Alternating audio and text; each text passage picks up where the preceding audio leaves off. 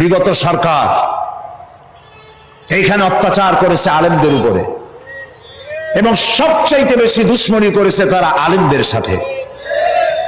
আলেম হলো তাদের দুশ্মন, আলেমদের নাম সহ্য করতে পারে না।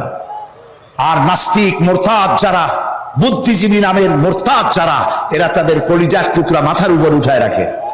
আর আলেম সহ্য হয় না, মাদ্রাসা সহ্য হয় না। আমাদের মাথায় যে টুপি, এই টুপিটা কার? ফুরফুরা পীর সাহেবের টুপি? শর্ষিনার টুপি? জামাত ইসলামের টুপি? কার টুপি? নবী করিম সাল্লাল্লাহু আলাইহি সাল্লামের দেওয়া উপহার মুসলমান পুরুষদের জন্য টুপি। সেই টুপিকে কুত্তার মাথায় পরিয়ে পোস্টার ছেপে শহরে বন্দরে সর্বত্র তারা ছড়িয়েছিল।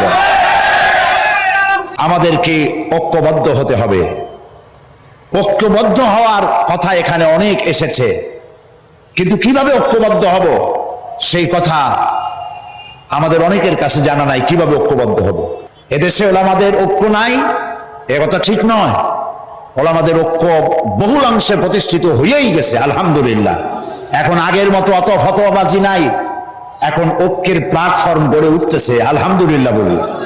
মার এসেছে পৃথিবী জুড়ে, মারের চোখে ঐক্যবদ্ধ হওয়াই লাগবে। আমরা আমাদের শত্রুকে চিনেছি, শত্রু চিনতে পারেন নাই? আমরা আমাদের শত্রুকে চিনেছি। ঐক্যবদ্ধ হতে হবে আজ। ঐক্যবদ্ধ হতে পারলেই আমরা আল্লাহ তাআলার সাহায্য পাবো। আর সাহায্য এখন এই জন্য পাই না যেহেতু হক কথা বলি না। আপনারা কেন কথা বলছেন না? মসজিদে কথা বলুন, চাকরি চলে যাক। ময়দানে কথা বলুন, চাকরি চলে যাক।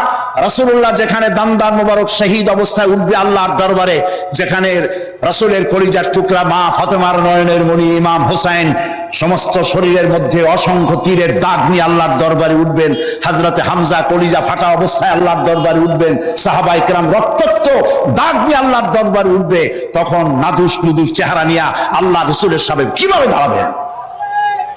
প্রয়োজন হলে জেলে যান, প্রয়োজন হলে মার খান, জীবনকে বাজি রাখুন, কথা বলুন।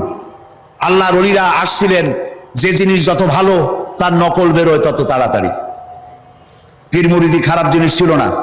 হযরত খাজা মঈনুদ্দিন চিশতি রহমাতুল্লাহ আলাইহ একদিকে পীর মুরিদি করেছেন, আর একদিকে পৃথিরাজের বিরুদ্ধে তিনি লড়াই করেছেন, এবং সেই যুদ্ধ করে গোয়ালিয়ার, পান্ডুয়া এবং আজমিরে মুসলিম রাজত্বের সূত্রপাত করেছেন, যা মোহাম্মদ ঘুরির মতো বাদশার পক্ষে সম্ভব হয় নাই।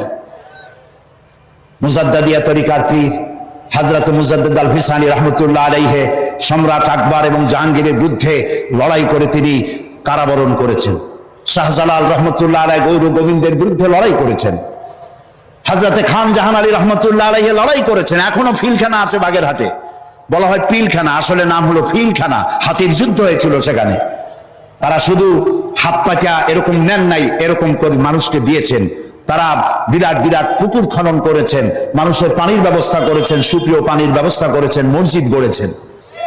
আর আল্লাহর ওলিদেরকে আমরা সম্মান করি।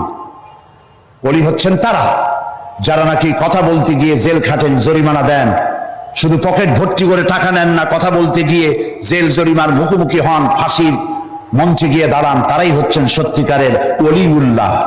আর যারা পয়সা করি কামাই করেন, হক কথা বলেন না, হক কথা গোপন রাখেন, শুধু কদম বসিয়ার মানুষের টাকা নিয়ে তৃপ্ত হন, তারা ওলিউল্লাহ নয়, আদুবুল্লাহ। আসুন আমরা ঐক্যবদ্ধ হই, আসুন আমরা ঐক্যবদ্ধ হই। কেউ ঐক্যবদ্ধ হইলাম না, এটার কোনো দাম নাই।